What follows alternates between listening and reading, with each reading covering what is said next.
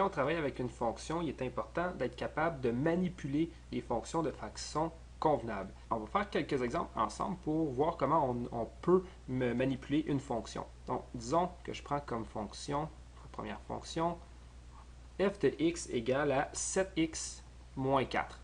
On va faire quelques calculs avec. Disons qu'on calcule, premièrement, f de 0.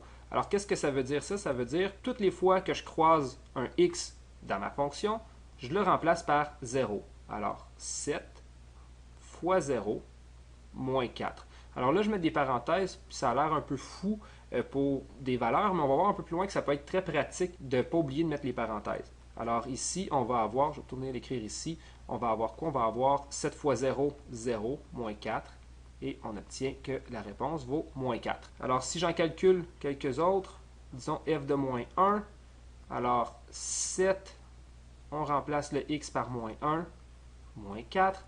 Alors on a quoi? 7 fois moins 1, ce qui donne moins 7, moins 4. Et on a comme réponse moins 11. On pourrait aussi remplacer, disons, par 2. Donc f de 2, 7. Je remplace le x par 2, moins 4. Alors 7 fois 2, 14, moins 4. Ceci donne 10. Donc on peut remplacer x par n'importe quoi. En fait, on va remplacer par autre chose qu'un nombre. Et c'est le même principe. Alors, par exemple, si je décide de remplacer tous mes x par des bonhommes sourires. Tiens, voilà. Alors, je remplace mes x par des bonhommes sourires. Sourire, comme ça. Alors, 7. Je remplace mon x par un bonhomme sourire. Moins 4. Et donc, la réponse, c'est 7 bonhomme sourire moins 4.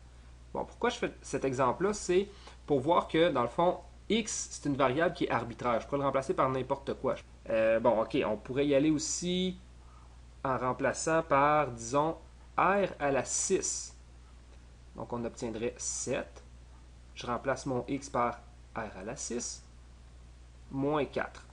Et donc, 7r6, moins 4. Maintenant, quelque chose qu'on est peut-être un petit peu moins habitué de voir, une somme. Disons que je remplace ceci par x plus h. Alors là, erreur fréquente, et je vais l'écrire avec l'erreur, puis après ça, je vais la corriger.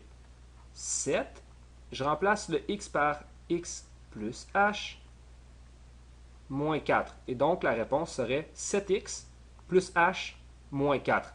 Alors ici, pourquoi c'est une erreur? C'est qu'en fait, je n'ai pas remplacé le x par l'expression qui est ici. Je ne l'ai pas remplacé par x plus h. Si je l'avais fait, c'est ceci que j'aurais fait. 7, je remplace le x par x plus h, moins 4. Et on obtient 7x plus 7h, on fait la distribution ici,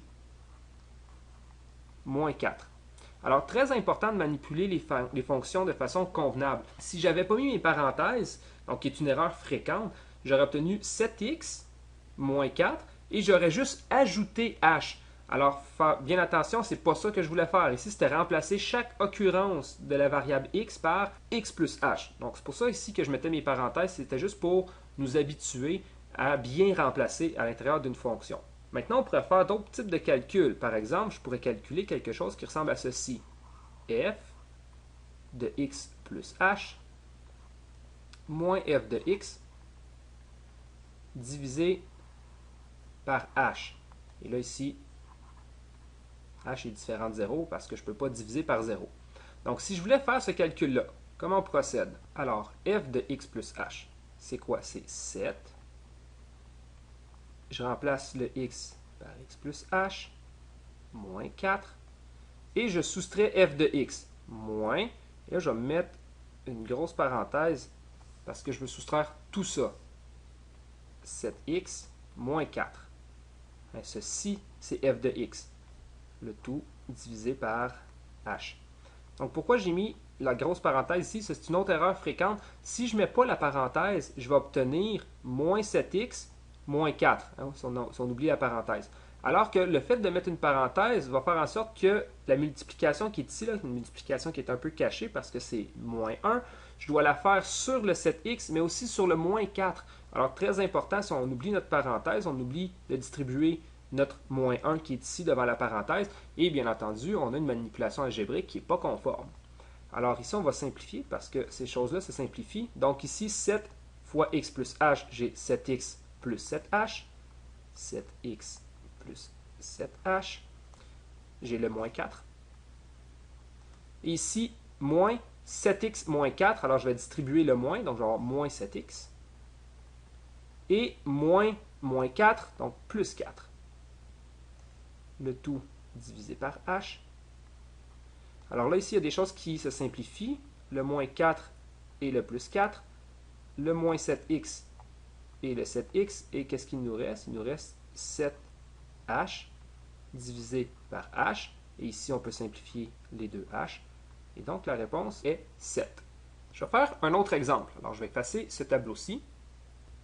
Donc, je vais prendre une fonction un petit peu plus compliquée. Disons que je prends la fonction g de t. Alors ici, je change le nom de ma variable pour toujours être x.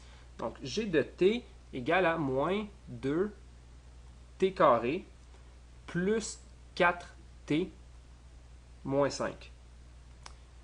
Donc, comme tantôt, je peux calculer avec quelques nombres. Par exemple, g de 0, moins 2 fois 0 au carré. Alors, il faut faire attention, ici, c'est 0 qui est au carré, plus 4 fois 0, moins 5.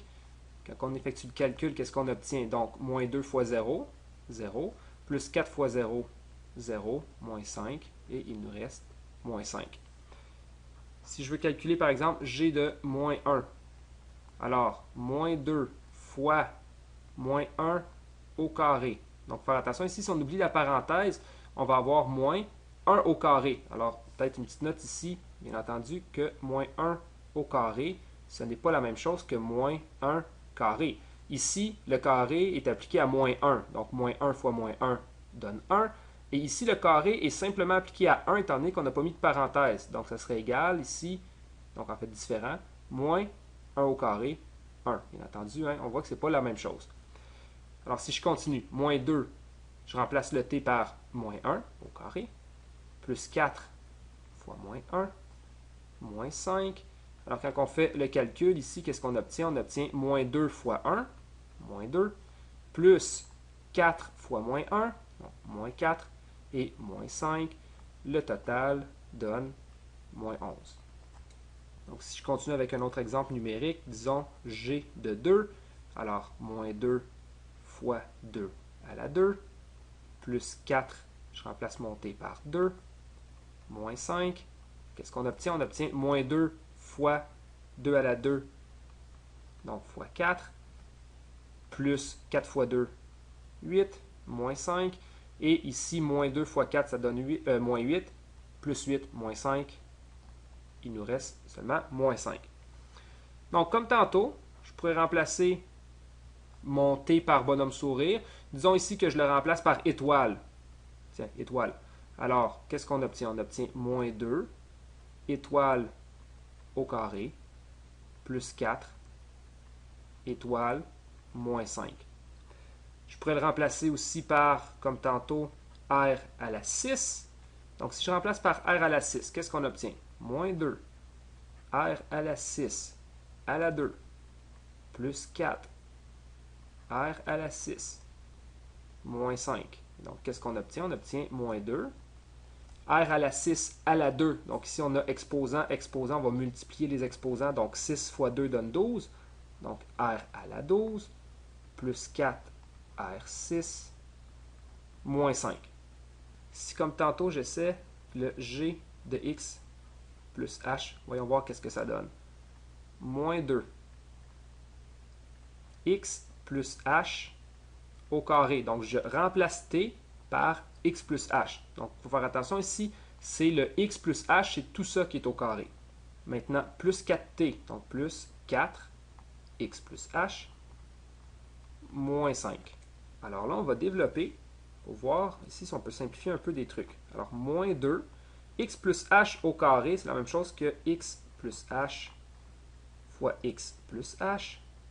Ici, je peux distribuer mon 4, donc plus 4x, plus 4h, moins 5.